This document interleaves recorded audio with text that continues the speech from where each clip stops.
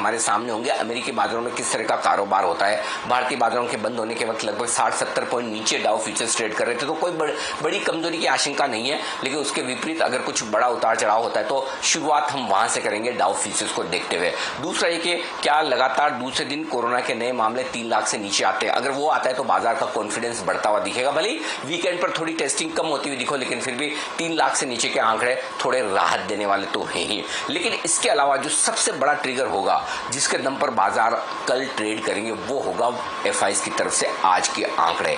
क्या एफआईज की तरफ से दमदार खरीदारी और शॉर्ट कवरिंग के संकेत आते हैं, या फिर ये खरीदारी पूरी की पूरी ट्रेडर्स की तरफ से ही की गई और बड़े फंड्स अभी भी बेरिश हैं या बेच रहे हैं, ये देखना बेहद इंटरेस्टिंग होगा। और वो बाजार की चाल तय करेगा कि क्या हम 15,000 के पार निकलकर टिक सकते हैं। सपोर्ट ऊपर की तरफ शिफ्ट होता दिखा है कल के लिए 14,800 14,850, ये 50 पॉइंट की रेंज मजबूत सपोर्ट के तौर पर काम करेगी। और ऊपर 15,000 15,050 हल्की रुकावट का लेवल है। 14,800 के नीचे कमजोरी के संकेत आते दिखेंगे। 15,050 के ऊपर और ज्यादा बेहतरीन मजबूती के संकेत, इस पर आपको करना है फोकस।